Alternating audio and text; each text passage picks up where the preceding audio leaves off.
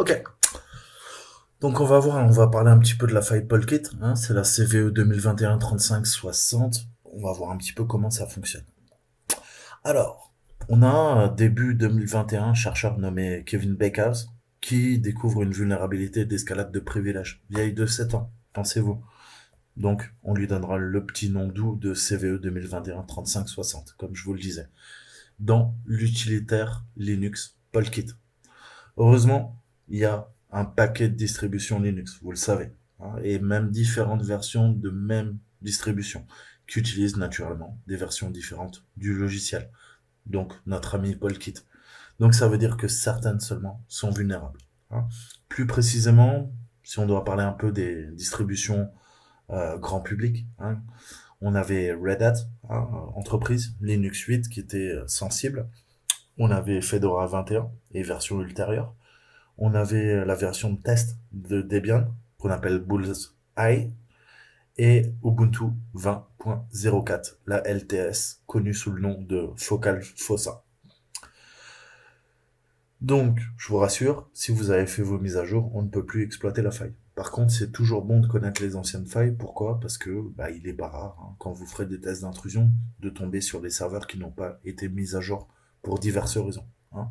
Soit par fainéantise, soit parce qu'il y a des problèmes de rétrocompatibilité, soit parce que on a peur, on n'a pas envie de mettre à jour, parce qu'on a peur que l'application qui a été développée en interne ne fonctionne plus, le chef de projet est parti, l'ingénieur senior qui a créé l'application, il est plus là, et il reste plus que des petits jeunes, et ils sont pas trop chauds de mettre à jour la bécane.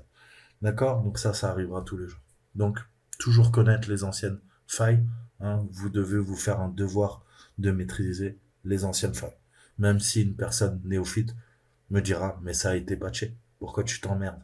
Parce que figure-toi que dans la nature, tu verras que il y a plein de systèmes qui seront pas patchés et tu pourras exploiter cette faille. Et donc, le hacking, c'est quoi? Ça commence par le recueil d'informations et surtout, la connaissance, savoir ses pouvoirs. Je vous le répète tout le temps, et vous devez connaître toutes les failles exploitables, les comprendre, comment elles fonctionnent, parce que le jour où éventuellement vous vous retrouvez sur un système d'exploitation qui est pas patché, vous saurez les utiliser. Et c'est ça qui fait la différence entre Toto le hacker et un gars dont c'est son métier. D'accord? Moi, je suis Toto le hacker, je suis youtubeur. Mais un jour, je serai bon. Donc plus sérieusement, on va voir un petit peu, il y a des mises à jour qui ont été faites. Là, je crois qu'on est sur un Ubuntu 20.04. Il nous le dit pas, mais rien ne nous empêche de quoi? De faire un uname. Et son petit nom, c'est Polkit, c'est mignon. Et on voit on est bien sur un Ubuntu. D'accord? 5.8.0 1035, on est sur un serveur AWS, donc devrait y avoir matière à travailler. On est bien sur un petit Linux. D'accord? Donc, on va voir comment exploiter cette faille, hein. Le premier truc pour faire de la reconnaissance, c'est déjà de vérifier la version installée de Polkit. Polkit, il est sur toutes les versions de Linux quasiment, et c'est ce qu'on appelle le Policy Kit, hein. C'est pour ça on fait l'abréviation. Policy devient Pol et Kit, comme vous l'avez compris. Donc on peut se servir d'apt, apt list, install, vous allez avoir quoi? Vous allez avoir tout simplement tous les paquets qui sont installés sur votre Linux. Ça peut être une commande sympa à apprendre. Mais on va se focaliser en faisant un grep sur le policy kit, justement. Ok. Donc là, on voit le -1, c'est celui qui nous intéresse, et on voit focal. D'accord? Donc clairement, hein, si vous voyez focal, c'est focal fossa. C'est ce que je vous disais, c'est le nom de la distribution. Donc ça veut dire que on est bien sur, malheureusement, un Ubuntu 20.04 LTS qui est exploitable par cette faille. D'accord? Donc on a la mauvaise version de Polkit. Donc on va venir exploiter cette version. Vous allez voir, c'est une attaque euh, temporelle. Alors on va voir le principe de l'attaque temporelle, hein. Comme son nom l'indique, vous vous en doutez, on va jouer sur le temps. On va jouer sur le temps, j'ai même envie de dire, on va chronométrer le temps que ça prend, et on va essayer de faire une race condition. Alors, on verra dans le principe, hein, je vous ferai des cours entiers sur les race conditions. Grosso modo, c'est quand on a deux processus, deux threads qui vont se faire la course pour arriver le premier. Et vous savez, je vous ai expliqué un petit peu dans la vidéo précédente, il peut y en avoir qu'un des deux qui arrive en premier. Hein. On ne peut pas avoir une concomitance, c'est-à-dire deux processus en même temps qui vont terminer une tâche en même temps. C'est pas possible. C'est soit l'un, soit l'autre. Hein. C'est le principe au niveau de l'architecture, au niveau du système d'exploitation, au niveau de comment sont distribuées les fameuses instructions par cycle. Et c'est typiquement en programmation ce qu'on évite. Hein. On ne veut pas de race condition puisque ça va pouvoir introduire, on va dire, des résultats incohérents, hein, ou éventuellement détourner la logique de notre programme, hein, ou éventuellement entraîner des résultats totalement aléatoires, non prévus. Hein. Et vous savez que le hacking, c'est aussi pousser le système à la faute. C'est pousser le programme à la faute, pousser le système d'exploitation à la faute, et la faute, elle peut être bénéfique. Pour nous, ça peut être éventuellement contourner un système de protection. D'accord? Donc on va faire une attaque temporelle sur Polkit. On va voir un peu. Mais déjà, on va expliciter un peu. Donc ok, Polkit, tu m'as dit, ouais, t'es gentil, c'est le policy kit. Mais ça sert à quoi en fait? En fait, ça fait partie intégrante du système d'autorisation Linux. Hein. Vous connaissez tous sudo, et vous allez voir que par granularité, encore une fois, on peut utiliser pkexec. Pkexec, c'est grosso modo execute polkit. Hein. Policy kit execution. Donc, si je résume, lorsque vous essayez d'effectuer une action qui nécessite un niveau de privilège plus élevé, hein, comme c'est le cas d'ailleurs avec sudo, la boîte à outils de stratégie, c'est Polkit, hein, littéralement, peut être utilisée pour déterminer si vous disposez des autorisations requises. D'accord?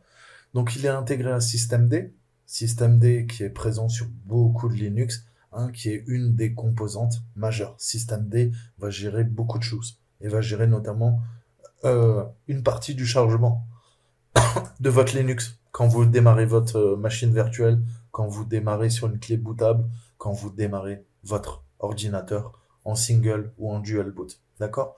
À partir du moment où vous lancez systemd, il va permettre le bon fonctionnement et le chargement de tous les pilotes et les périphériques. Hein, systemd, c'est votre meilleur ami. Il fournit une gamme de composants système pour tous les systèmes d'exploitation Linux. Hein.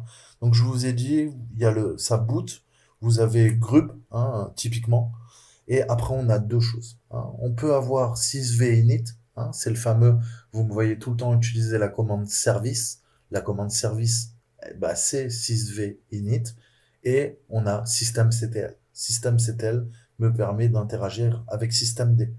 Donc systemd, il initialise grosso modo les dépendances entre les services. Il va charger en parallèle les services au démarrage et réduire les appels au script shell. Hein, quand vous démarrez votre système d'exploitation, c'est lui qui vient juste après grub et qui va gérer vos connexions, la connexion des utilisateurs, les connexions réseau et tout ce qui est log, journalisation des événements.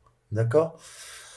Donc on a les deux qui sont installés sous Kali. Alors là, je suis sous Ubuntu, vous l'avez compris, mais sous Kali, on a les deux. On a sysvinit et on a systemd. Donc, à vous de voir lequel vous préférez utiliser, mais je vous avais expliqué que systemd est beaucoup plus récent. Donc, à terme, systemd va quoi? Va prendre le relais sur sysvinit. Donc, c'est vraiment ça. Vous voyez les cgroups, ça, c'est l'essentiel de systemd. Donc les cgroups, vous voyez qu'ils peuvent communiquer latéralement, hein, avec l'ordonnanceur au niveau des processus, le process scheduler, la gestion mémoire, le système de fichiers virtuels, tout ce qui est interface réseau et les nœuds et les DRM. Hein, si on doit, lire de la propriété intellectuelle, vous savez qu'un Blu-ray, un DVD, il y a des DRM qui vérifient que vous n'avez pas craqué, piraté, notamment le logiciel. Et les DRM, même on a des puces spécifiques matérielles. Hein, on peut se servir notamment de votre GPU pour pouvoir lire des DRM. Hein, et soit on arrive à lire, dans ce cas-là, c'est le Blu-ray originel, soit vous avez fait un rip d'un Blu-ray, mais vous l'avez mal fait, et là, votre ordinateur va dire non, non, je peux pas lire le fichier. D'accord? On a le KMS hein, qui gère notamment le display et le render nodes qui va gérer votre VRAM, donc la RAM de la carte graphique et du GPU hein, qui est là. Je peux pas descendre plus, désolé. Donc le hardware, CPU, système RAM, storage, network, jusque là tout va bien. Et on voit que le cgroup, il peut communiquer avec systemd. Donc vous voyez que systemd, en fait, au niveau du System Call Interface, le CSCI, son expression en plus bas niveau, bien sûr le systemd il est là, d'accord? Mais son expression en plus bas niveau, c'est le cgroup, ok? Donc il communique directement, le cgroup c'est la partie très bas niveau de systemd, et quand on parle de systemd, généralement, on parle hein, de cette couche-là, la couche supérieure au niveau de l'abstraction, PID 1. Systemd, on voit qu'il est là. Hein, et il communique avec ses autres pattes. Donc on a l'IPC, hein, à pas confondre avec les instructions par cycle. Je vous ai mis le lien Wikipédia dans la précédente vidéo. On a deux types d'IPC et on confond souvent les deux. Erreur à pas faire. On a le Pulse Audio Daemon, hein, c'est des drivers libres de droit qui permettent de faire fonctionner la plupart des cartes son sans utiliser quoi bah, les drivers propriétaires. Hein. Vous savez que Linux, c'est libre de droit. Donc on a au fil du temps bidouillé des drivers non propriétaires, donc en open source, parce que les drivers propriétaires sont en closed source, vous l'avez compris, et systemd donc initialise tout ça. Hein. On voit qu'il fait des NSPOL et il peut gérer à la fois des conteneurs, il va gérer beaucoup de choses sous Linux. Hein. Que ça soit là on a des langages de programmation, on a de la base de données, MariaDB, Nagios, bref.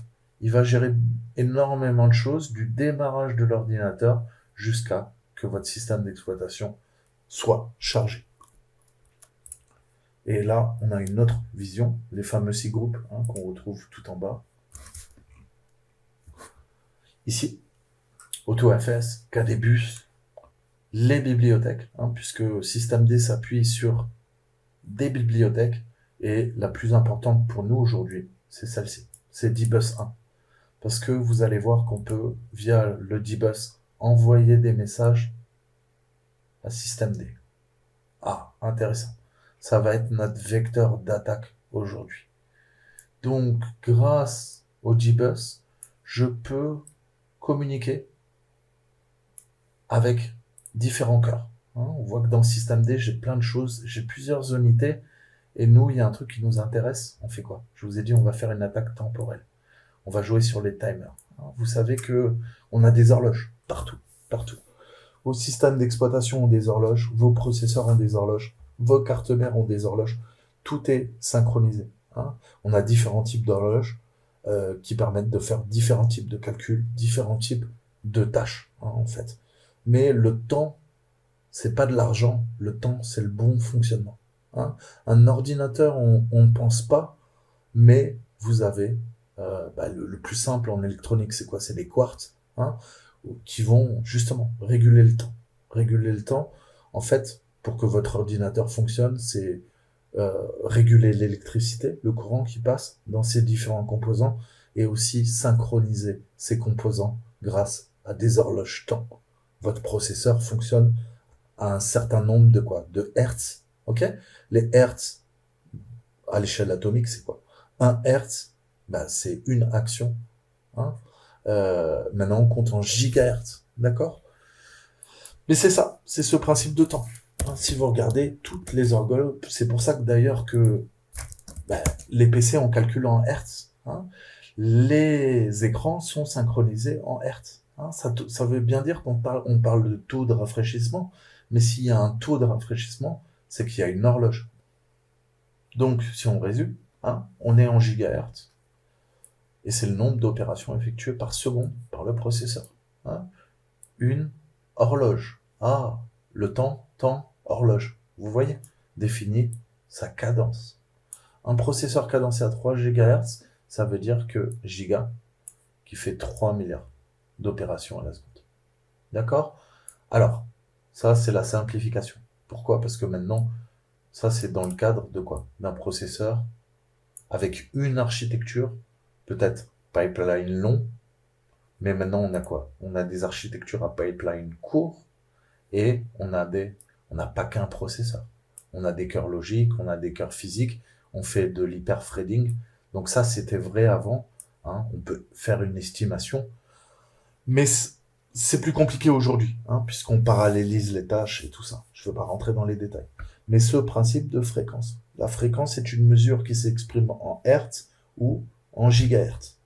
Donc le Hertz, c'est là où je voulais en venir, en informatique, c'est une unité de mesure, je répète, temps, horloge, mesure, qui exprime la puissance. Plus le nombre de Hertz est élevé, plus le dispositif ou l'élément en question est puissant, donc performant. Donc le processeur étant le cerveau, hein, plus vous avez de Hertz, plus vous pourrez transmettre, hein, des données, mais là c'est plus la bande passante. Mais c'est le principe, hein, la fréquence du processeur. Donc voilà, je vous mettrai l'article si vous voulez lire un peu, comprendre un peu mieux. Enfin, il y a même des meilleurs articles que ça, mais c'est vraiment les bases. C'est vraiment les bases pour bien comprendre. Donc le temps, et le D-bus. Donc vous allez voir comment on va attaquer en se servant de la bibliothèque, le cœur du système MD et la cible. On va pouvoir jouer et contourner un truc extrêmement critique qui s'appelle Polkit, hein, qui gère les politiques de sécurité au niveau de Linux. Et là, vous allez voir que c'est extrêmement puissant comme attaque. Attaque temporelle. Maintenant, vous l'avez compris. Donc, revenons à la pratique. Maintenant que vous savez un peu, grosso modo, système D, il est beaucoup plus configurable, hein, que le Polkit qui est intégré à système B, pardon, est beaucoup plus configurable que le système sudo traditionnel, hein. On l'appelle parfois le sudo de système D, hein, pour pas les confondre les deux. Mais grosso modo, comme je peux faire une commande sudo plus une commande pour élever mes privilèges, je peux faire également pkexec plus une commande. D'accord? Donc on va voir un petit peu le principe.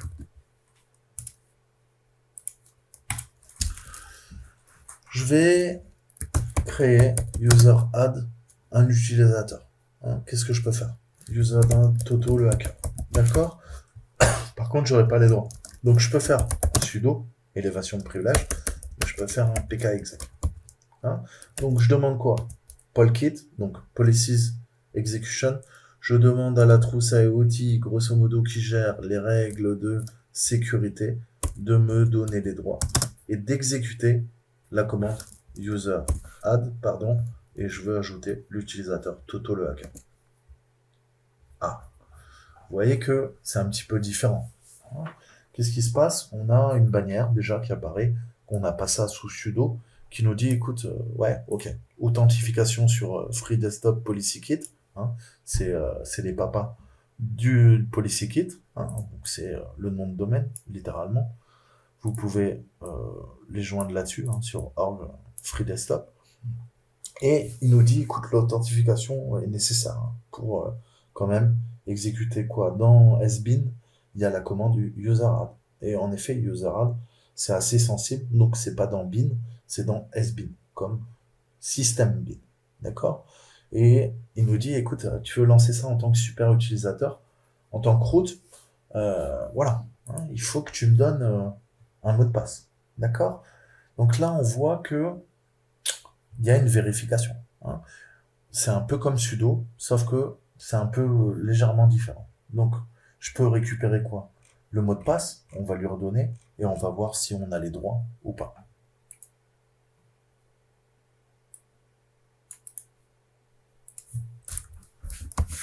Donc, j'ai copié le même mot de passe. Voilà. Et là, on se fait jeter, hein. Il nous dit, écoute, PolicyGit Agent Helper, PAM, hein, le système de PAM qui permet d'authentifier les utilisateurs de façon sécurisée sous un Linux. Il nous dit, écoute, hein, authentification, échec. C'est pas le bon mot de passe. Tu n'es pas autorisé à exécuter cette commande en tant qu'un autre utilisateur. Alors, pourquoi un autre utilisateur? Bah parce que moi, je suis try avec me. Hein, donc, je suis pas zéro. Je ne suis pas root. Donc, on voit que ça permet de profiter un instant de l'élévation de privilège d'un autre utilisateur. Là, en l'occurrence, c'est root, c'était le SU, le super user. Mais comme on n'a pas le mot de passe, ça ne fonctionne pas. Donc, comment moi, là, je peux hacker la machine? Je suis try hack me, je suis pas root. Comment je peux devenir root? Eh bien, justement, en faisant cette attaque temporelle. D'accord? Donc, on va passer à l'attaque maintenant. Je vous ai dit, laissez-moi résumer quand même, parce que sinon je vais devoir parler, taper en même temps. Vous savez que je sais pas faire deux choses en même temps, c'est compliqué pour moi. On va voir pourquoi Polkit est vulnérable. Hein. Donc retenez la boîte à outils politique, hein, on traduit en bon français, donc Polkit plus sérieusement, c'est une alternative plus fine, hein, par granularité au système sudo, qui est beaucoup plus simple. Hein. Vous aurez plus d'options en utilisant Polkit. Donc comment exploiter Polkit? Donc on va envoyer manuellement des messages au dbus. Hein. Je vous ai montré ce dbus et on a également son démon, hein, le service dbus qui tourne. En fait, c'est comme une interface de programmation, une API qui va permettre à différents processus de communiquer entre eux. Hein. Ce qu'on va faire, on va tuer la demande. Je vais l'envoyer et je vais faire un kill dessus avant qu'elle n'était entièrement traitée. Ça veut dire qu'elle va traiter la moitié de ma demande et au plein milieu, je vais la couper. Je vais l'interrompre. D'accord? C'est pour ça que vous allez voir que c'est une attaque temporelle. Vous allez mieux comprendre par la suite. Donc, je vais feinter Polkit en autorisant la commande. Comme je vais faire cette attaque temporelle, il va y avoir ma race condition et vous allez voir que on va contourner le système de protection. Donc, si vous n'êtes pas familier avec les démons, ça n'a rien à voir avec l'enfer. Les démons, c'est des services d'arrière-plan. Hein. On parle de daemon. D-A-E-M-O-N, sous Linux. Donc le démon, hein, nous on parle en démon en français, le dbus c'est un programme exécuté. Ah mais peut-être que tous les informaticiens en fait croient au diable, à vérifier. Donc plus sérieusement, le démon dbus c'est un programme exécuté en arrière-plan qui répartit les messages entre les différentes applications. Donc on va pas trop rentrer dans les détails parce que vous le savez, il y aurait beaucoup à dire. Je vous mettrai un article complet sur la vulnérabilité en question si vous voulez creuser. Mais on va résumer les 6 étapes qui nous permettent de pirater la machine. En tout cas, de faire quoi? Une privesc, une élévation de privilège. Je suis utilisateur lambda tryhackme 1001. J'ai envie de devenir root 0. D'accord? Donc tout d'abord, je vais envoyer manuellement un message dbus au démon account, hein, puisqu'on a un démon dbus, mais on a aussi un démon account. Vous vous rappelez ce que je vous ai montré tout à l'heure? Je vous ai montré que tout communiquait entre eux, hein, au niveau de la couche bleue, juste au-dessus des 6 corps. Et bien là, on va appeler notre ami account et on va lui demander la création d'un nouveau compte avec les autorisations sudo, hein, ou un mot de passe à définir pour le nouvel utilisateur. Ce message reçoit un ID unique de la part de qui? Du dbus, du démon dbus. D'accord? Donc on fait communiquer deux services. Le service dbus communique avec le service account. Ensuite, l'attaquant, il va tuer le message. On va faire un kill. Vous allez voir la commande après que Polkit l'ait reçu. D'accord? Donc dès que Polkit l'a reçu, comment ça se passe? C'est une communication bicanale. Le démon dbus envoie le message à account. Le démon account réceptionne et répond au démon dbus. Dès que c'est fait, ça veut dire que Polkit l'a reçu via le dbus, on coupe la communication. Mais avant que Polkit ait eu une chance de traiter le message, on l'arrête, on fait un kill. Donc grosso modo, on intercepte la communication et il n'y a qu'un bout du message qui passe, qui est réceptionné par le démon dbus. Et avant que le démon dbus l'envoie à Polkit, nous on fait un kill. Hein, vous savez, kill sous Linux, ça permet de tuer le processus. D'accord? Donc ça va détruire en fait l'ID de message unique. D'accord? C'est ce fameux ID qui permet de garantir quoi? Les droits. Hein, en fonction de ton ID, t'as pas les mêmes privilèges. Troisième étape. Polkit, il va demander au démon dbus l'ID de l'utilisateur, hein, et qui a envoyé le message. Hein, et en faisant référence à l'ID du message qui a été supprimé. Hein. Donc on récupère l'ID, mais on kill le message. Et on lui repose une nouvelle question. Donc vous voyez que c'est triparti.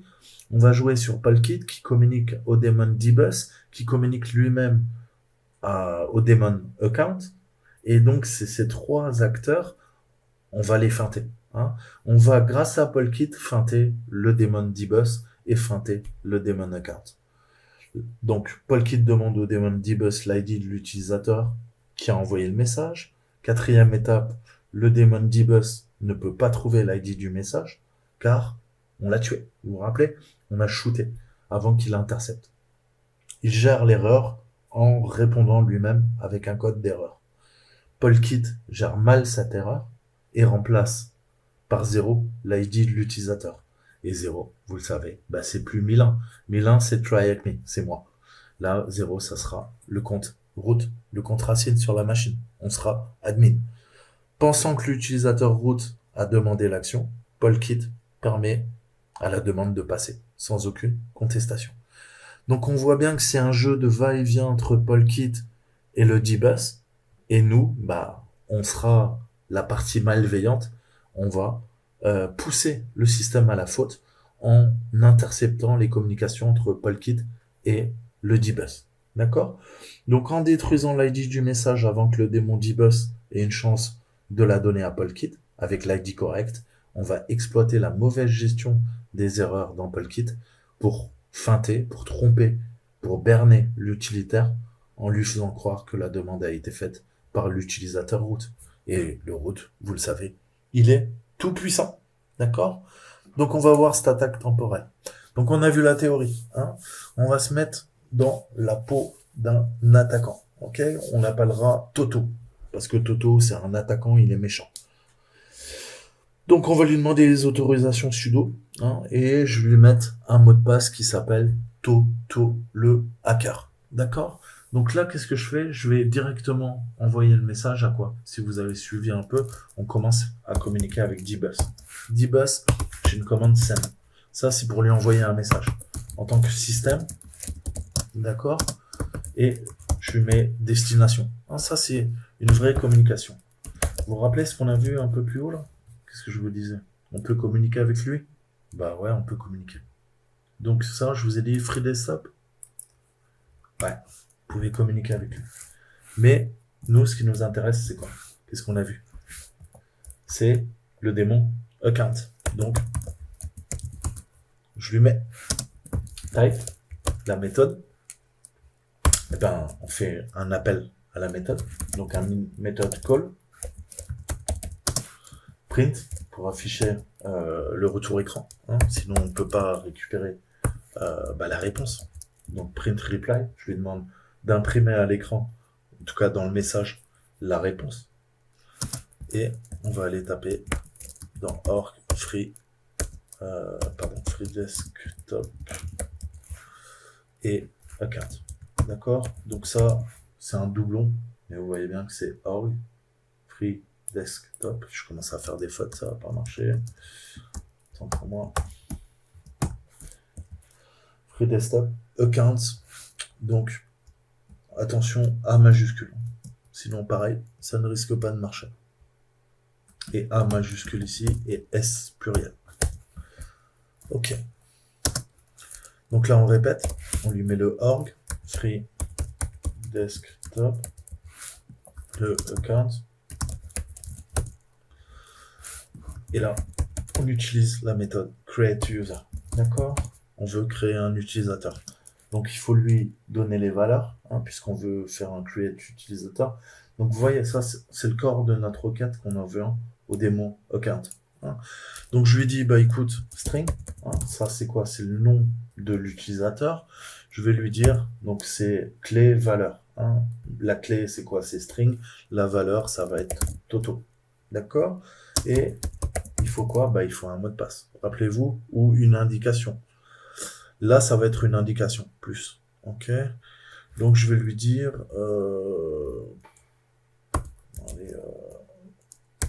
Toto le hacker.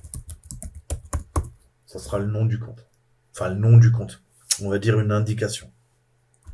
L'appartenance, la description du compte, on va dire. Ok? Et après, je veux qu'il appartienne au groupe sudo. Hein. Donc, il faut que je joue sur un entier. De toute façon, c'est un booléen. Donc, on va le déclarer en entier, en 32 bits, et c'est un booléen. 0, eh ben, il a les droits. Il n'a pas les droits, pardon. Donc, c'est-à-dire utilisateur lambda, non root, soit 1. Dans ce cas-là, il est root. D'accord? Donc, je demande, si je résume, j'envoie manuellement un message dbus au démon account, qui gère les comptes. Il va imprimer la réponse, créer un nouvel utilisateur. Mon utilisateur, c'est Toto. Je vais donner une description de compte qui s'appelle Toto le hacker, entre double quote. J'ai oublié un point d'ailleurs, parce que c'est toujours clé, valeur. Et je mets un espace là. Ligne 32. Ligne 32, c'est le flag. Le flag, il est placé sur true. Et ce flag, il gère quoi? Bah, il gère l'appartenance au groupe pseudo. Donc, je veux int 32 sur 1 pour pouvoir avoir Donc là, on voit qu'on est bloqué. Donc, on ne peut pas lancer notre deuxième message dbus pour définir le mot de passe pour le nouveau compte. Hein. La deuxième étape, logique, si ça avait marché, c'est d'envoyer à nouveau un message dbus au démon des comptes, demander un changement de mot de passe pour l'utilisateur avec un ID qu'on va spécifier, un hachage de mot de passe que nous devrons générer manuellement, hein, et un indice au cas où qu'on pourra lui mettre. Hein, je pourrais lui mettre, je sais pas, Toto le hacker travaille à la NSA. Ce que vous voulez, on s'en fout, c'est pas important. Mais là, on voit que ça marche pas. Pourquoi? Parce qu'il nous faut notre fameuse condition de course, la race condition. Celle qui va nous permettre de déterminer combien de temps notre commande va prendre pour s'exécuter. Et en fonction de ça, on va pouvoir exécuter cette commande. Là, vous voyez que c'est pas possible. Pour l'instant, on n'a pas lancé notre attaque temporelle. Il nous dit authentication is required. Donc, tu n'es pas authentifié, va te faire cuire un œuf. Hein. Donc, ce qu'on va faire, on va utiliser time. Time, vous vous rappelez du timer? Je vous l'ai montré tout à l'heure. Bah, time, grâce au timer, dans systemd, va pouvoir quoi? Bah, va pouvoir calculer le temps, tout simplement pour exécuter cette commande.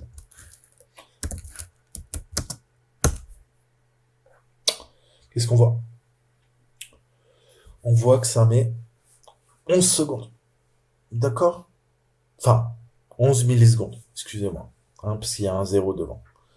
Donc, en real time, on est à 11 millisecondes. Au niveau du user, on est à 2 millisecondes. Et au niveau du 6, on est à 0 millisecondes.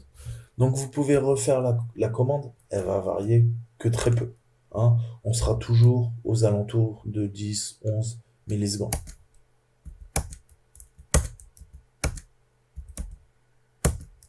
Hein, on reste, la machine est même très stable. Hein. Donc ça pourrait varier éventuellement s'il y avait plus d'utilisateurs sur la machine. D'accord? Donc là, on voit que ça prend 11 millisecondes. Donc on va travailler sur cette valeur. Ok? 11 millisecondes, pas de chance. Quoi? Je peux pas diviser par 2. Hein, si je veux la moitié. Donc, si je veux la moitié, j'arrondis. Partons du principe que quoi? Je vais pas lui dire, écoute, tu t'arrêtes à quoi? À 0,55. Hein, je vais lui dire à 0,5. D'accord? Donc je vais lui dire 5 millisecondes, ça sera ta moitié. Plus 5 millisecondes, on arrive à 10 millisecondes. Il va en manquer 1 milliseconde, mais je préfère être en dessous, hein, de la valeur médiane qu'au-dessus. Pourquoi? Parce que si je suis légèrement au-dessus, mon attaque temporelle, elle peut foirer. D'accord? Donc là, maintenant, ce qu'on va faire, on va tuer le commandement, en fait. Hein. On lui donne un ordre, et là, je vais lui dire 5 millisecondes plus tard, tu vas tuer la tâche. D'accord?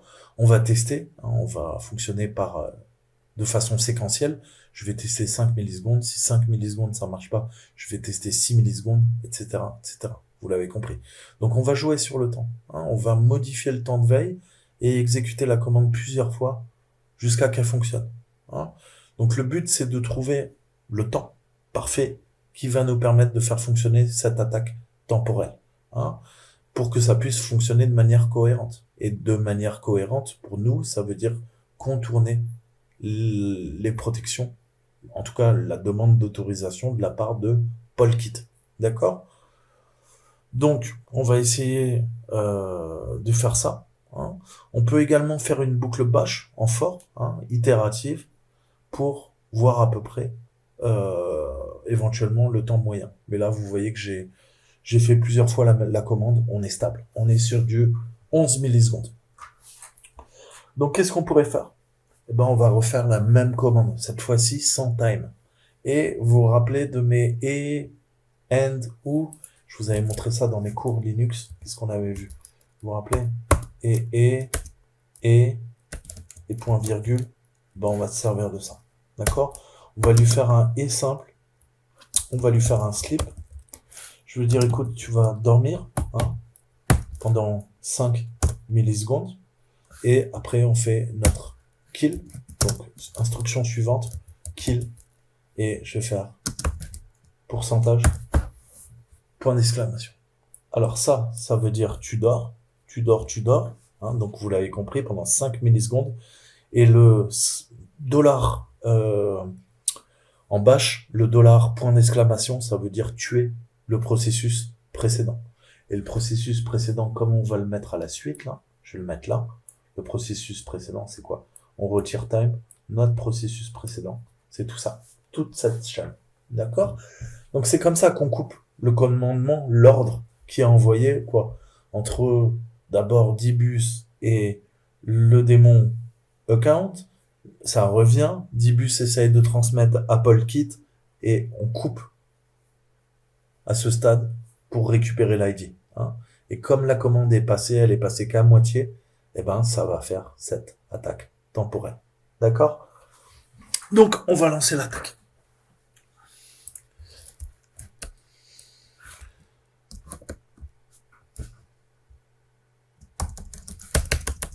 Donc ça peut marcher du premier coup comme bah pas. Hein, il faudra trouver la bonne valeur, comme vous l'avez compris.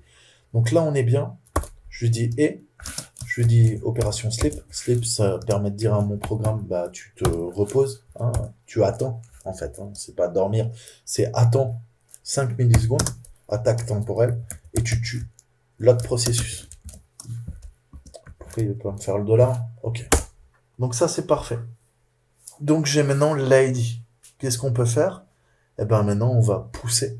Hein, on va donner un mot de passe à l'utilisateur et on a l'ID, on va pouvoir lancer notre attaque. D'accord? Donc, si je résume, hein, rappelez-vous ce que je vous ai dit initialement, on va justement se servir de cette attaque pour récupérer l'ID. On crée notre utilisateur, ça envoie un message dbus au démon de compte et on attend la demande de changement de mot de passe avec l'ID qu'on va lui spécifier et on va lui donner un hachage de mot de passe. Donc pour générer le hachage de mot de passe, on peut utiliser tout simplement OpenSSL. OpenSSL, vous savez, vous pouvez vous en servir pour générer des hashes que vous pourrez mettre dans quoi? Que vous pourrez mettre dans votre fichier ETC. Ok? Ça peut être quoi? On a PassVD et on a Shadow. Hein? Dans Shadow, vous le savez, vous pouvez quoi? Vous pouvez tout à fait créer des utilisateurs, si vous avez les droits, naturellement, sudo root, vous pouvez créer un utilisateur directement dans le fichier Shadow et lui ajouter une ligne avec quoi? Bah avec son nom et éventuellement quoi? Bah son password sous forme de hash, puisque tous les mots de passe sont quoi? Sont stockés sous forme de hash dans Shadow. Ils sont pas du tout en clair. D'accord? Mais là, c'est pas ça qui nous intéresse aujourd'hui. Donc, qu'est-ce que je peux lui dire? Open, SSL, passe VD. Hein, passe VD, ça permet de changer le mot de passe, mais quand on fait un open SSL passe VD, ça permet de générer un mot de passe. Je lui demande une longueur de world de 6, ok, et je vais lui dire Toto, le hacker. Ça sera mon mot de passe. Ok? Qu'est-ce qu'il vient de me générer? Il vient de me générer du TrueCrypt. Ok? Bigfish, c'est l'algorithme de chiffrement, de hachage, qui est utilisé sous Linux. Donc, bah, il faut que ça corresponde. C'est pour ça qu'on lui met le -6 ici. D'accord? En fonction des longueurs de world, t'as pas le même truc. Et nous, qu'est-ce qu'on utilise? On utilise du Blowfish. Hein. Le Blowfish TrueCrypt, c'est utilisé sous Linux. D'accord? Donc maintenant, on a généré notre hash. Maintenant, je vais lui dire, écoute, c'est cool, mais il faut la deuxième étape. La deuxième étape, on a vu que là, maintenant, on a récupéré la première étape en feintant avec cette attaque temporelle.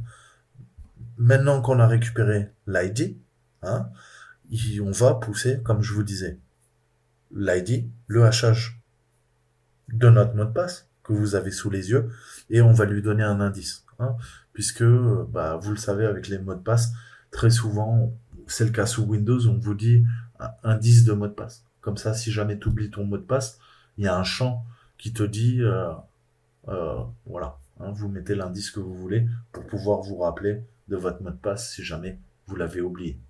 Vous savez, vous connaissez tout ça. Bah là, c'est pareil. Donc, on va modifier ces trois champs. Donc, je relance l'attaque, que vous comprenez bien. Je relance. On a notre time, c'est pas ça là qui m'intéresse. Pourquoi il m'a fait sauter d'ailleurs?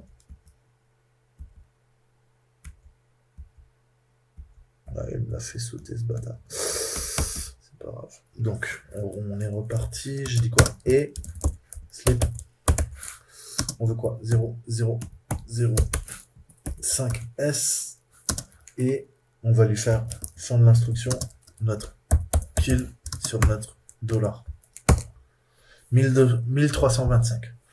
Donc, qu'est-ce que je prends? Je copie-colle mon hash, qui est en fait quoi? Qui est mon mot de passe Toto le hacker, sa valeur sous forme de hash, et je lance la deuxième partie de l'attaque. Il faut lui fournir la valeur de hash plus le reste. D'accord? Donc, on reprend. Dbus systemd, pas de problème. Method call, ça me va. Free desktop account, il n'y a pas de souci. Par contre, maintenant, on travaille sur le daemon. Hein. On a requêté d'abord sur account pour qu'ils nous disent. Hein. On a demandé au démon via dbus send.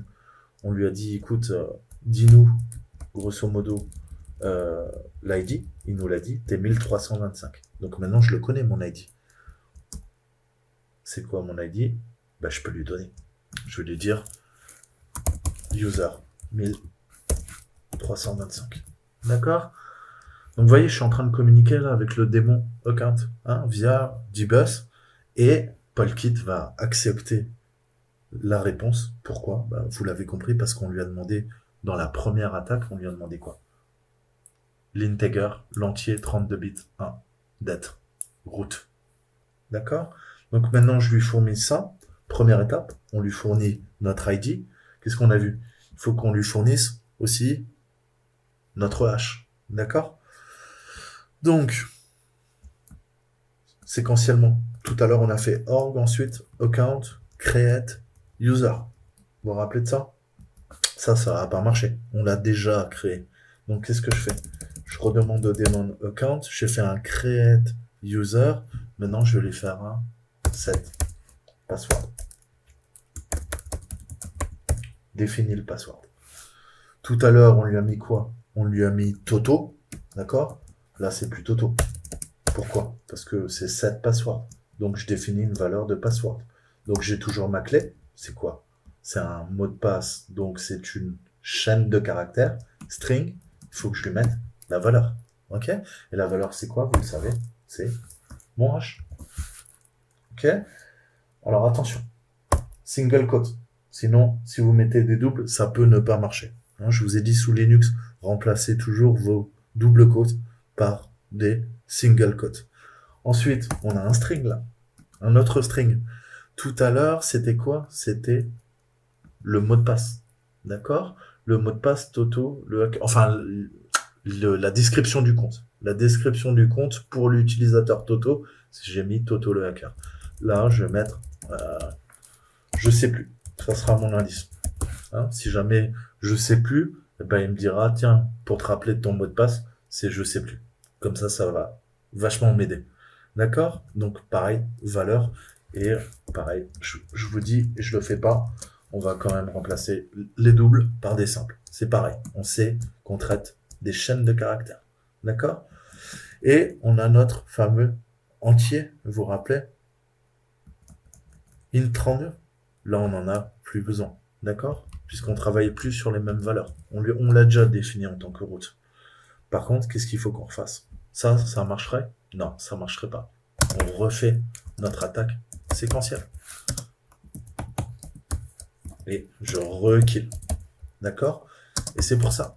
Le fait de fragmenter la demande et la réponse entre dbus et le démon account va faire que Polkit va ne plus rien du tout comprendre. Je pense qu'il doit y avoir un minimum de longueur de passe. Donc il faut qu'on reparte de zéro.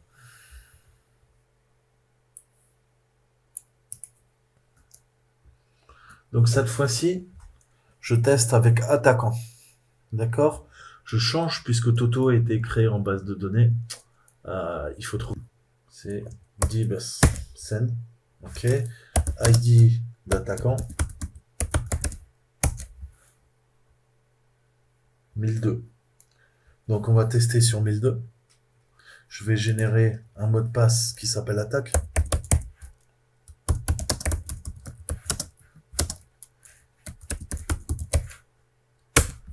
D'accord? Et on va pousser à nouveau. Donc là, avec le mot de passe plus long, j'espère que ça va le faire. J'ai remplacé le 1000 par le 1002.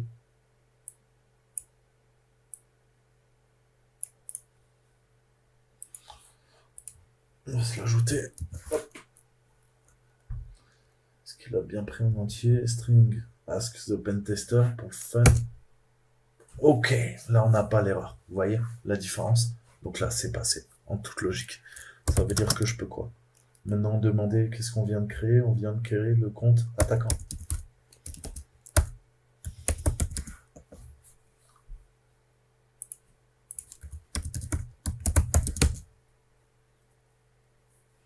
L'attaquant, il a quoi? On lui a défini quoi comme mot de passe? Vous vous rappelez? On a généré. Attaque. Attaquant. A. ID. Attaquant 1002. D'accord? Sudo -L.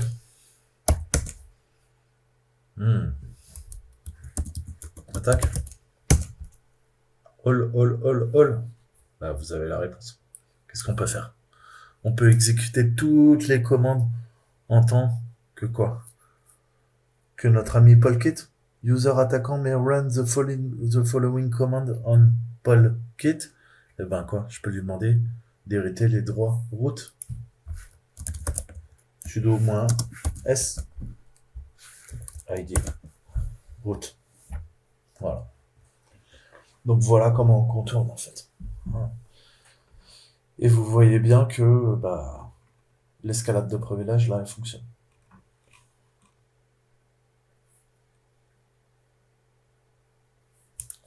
Et à partir de là, en théorie, on devrait avoir notre route.